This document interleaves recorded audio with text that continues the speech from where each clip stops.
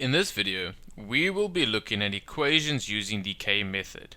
This is specifically aimed at grade 11 mathematics within the chapter Algebra. Now let's jump right in. The question for equations is always solve for x, and we will be looking at 3 different problems. Now, before we analyze these problems, I want to take you back to grade 9 where you learned about factorization. And what you needed to have learned was that we always start factorization by looking for our highest common factor. Once you are done looking for the highest common factor, we see if we can apply difference of two squares, and after that we look at trinomials. There was another thing you did, but I want to leave it here for now. Alright, so now let's look at this first problem over here. Before introducing the K method and before looking at anything else, let's take a look. Can we factorize this? Why am I asking you that? Well, whenever we get a fraction with an equation, generally you multiply both sides by the LCD, or you try factorizing both sides first to see what you can do then. Alright? So when we try factorize this numerator, what do we see? Well, if you haven't seen anything yet, let me rewrite it for you. Let's try look at it like this. 3 to the power of 2x.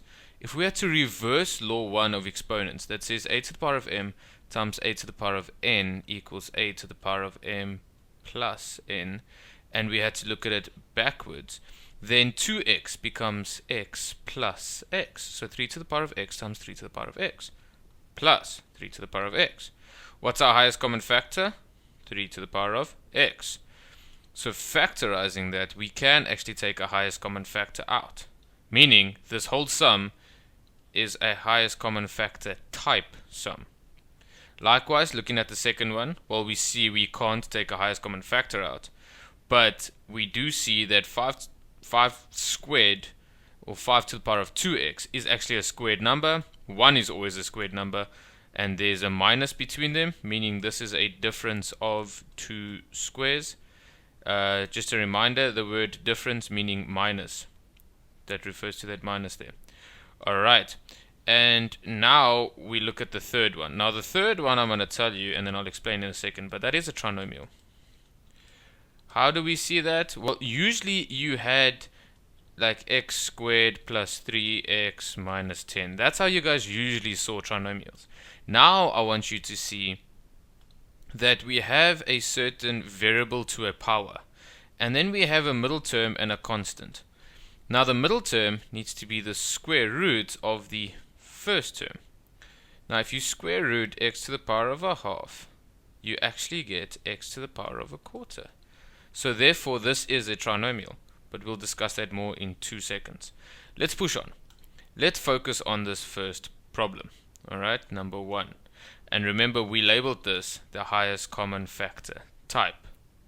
Now if I had to solve this for you without using the K method, we would get 3 to the power of x, brackets 3 to the power of x plus 1, over 3 to the power of x plus 1 equals 1.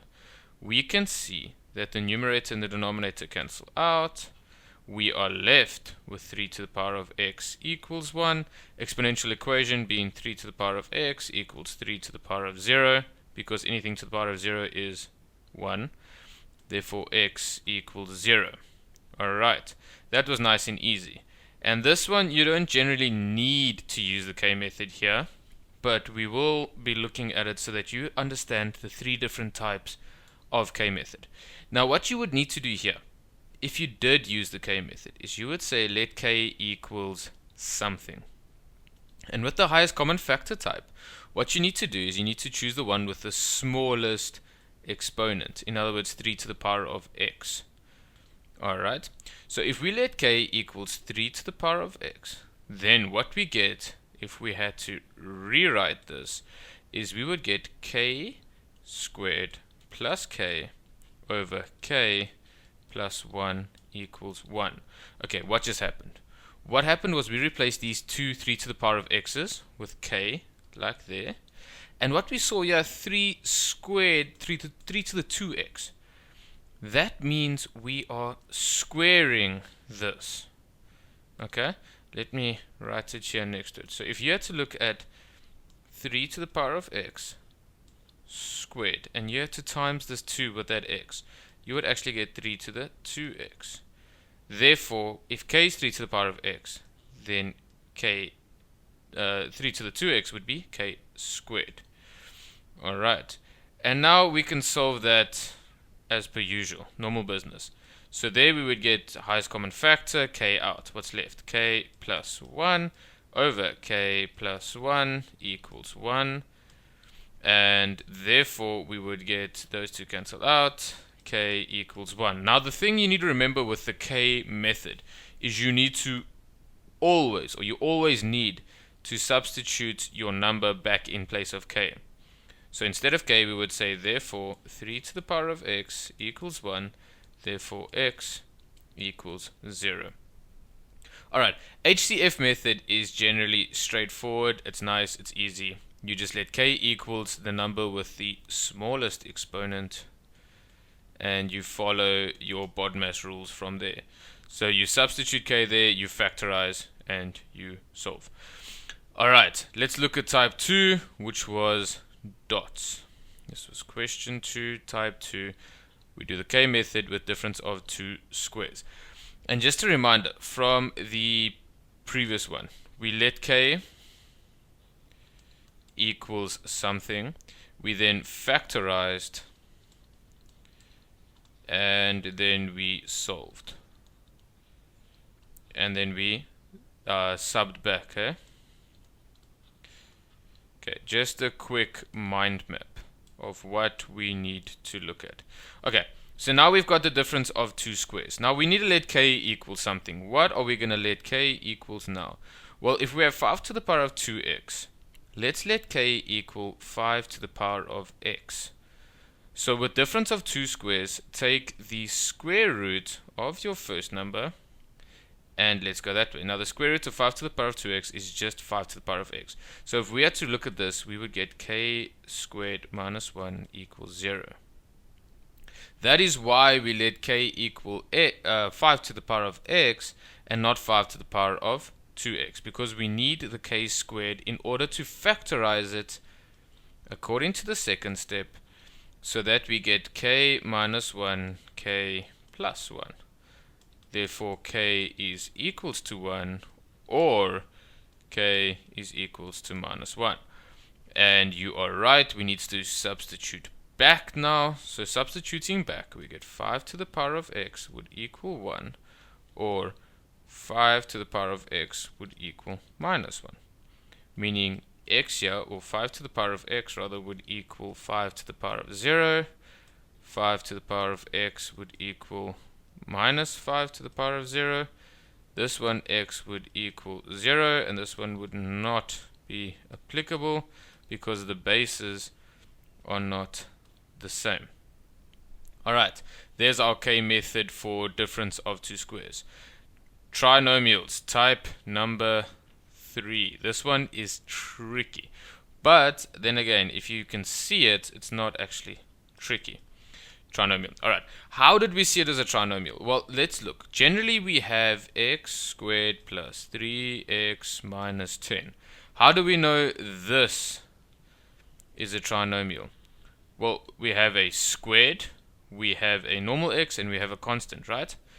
Another way to look at it is if we have our middle term, we focus on our middle term x, and x is equal to our first term, or the root of our first term.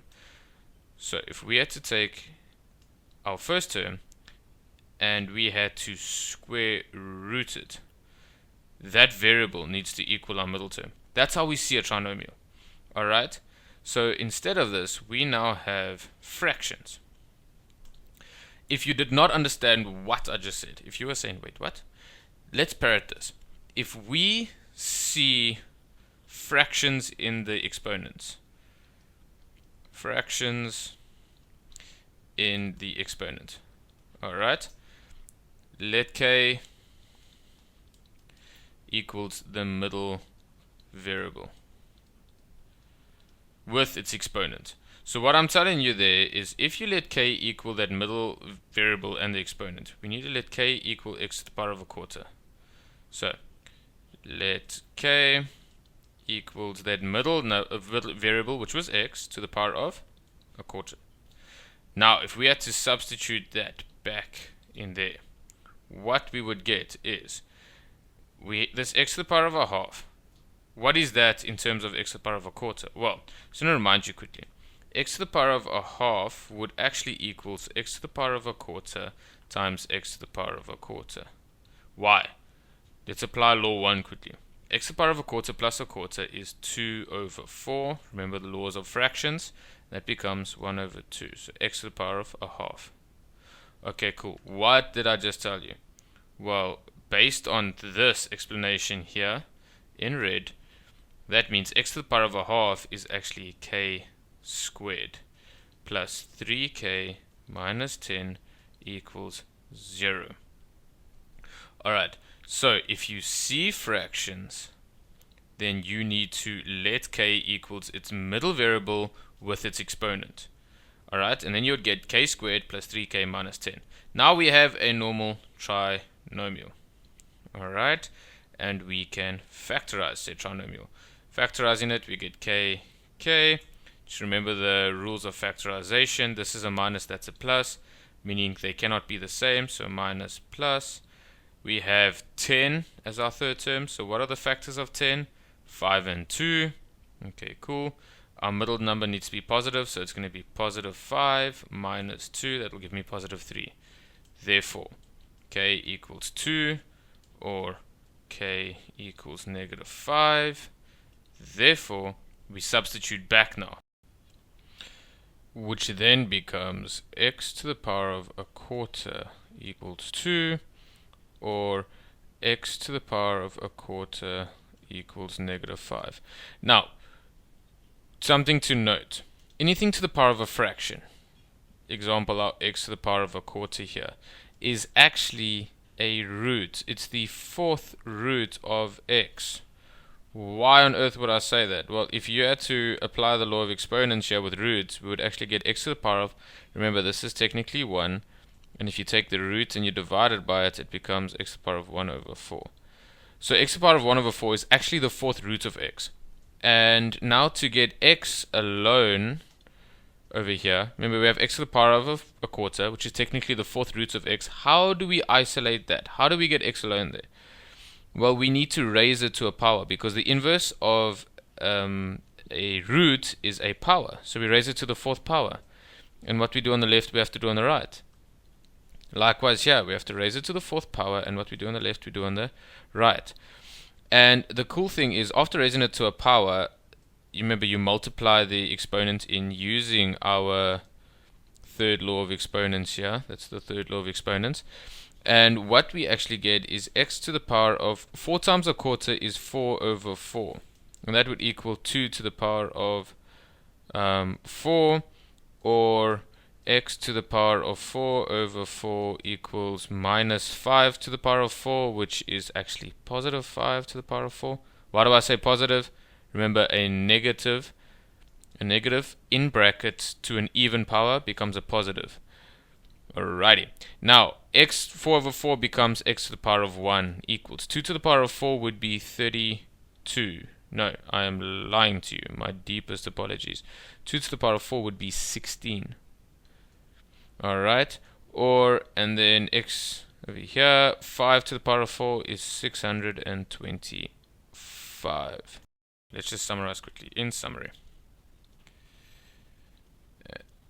with the HCF, or the difference of two square sums, we need to look at the step of, we can let k equal the smaller exponent. Alright, that was our first step. Second step was to factorize. Then our third step there was solve. And our fourth step was sub back. And a nice little takeaway. How do you identify HCF and dots? That is if x is in the exponent. Alright, so 3 to the power of x in other words. If x is in the exponent, it's either highest common factor or dots. And now we look for the trinomial. Alright, so our next type was our trinomial, which had a slightly different set of steps. And how do we recognize the trinomial? Well, here you would have x as your variable, and you generally have a fraction as your exponent, generally. Okay, and your steps here would be number 1, let k equals your middle variable plus its exponent, and then we could go on 2, factorize, and 3 was solve, 4 sub back in. Alright.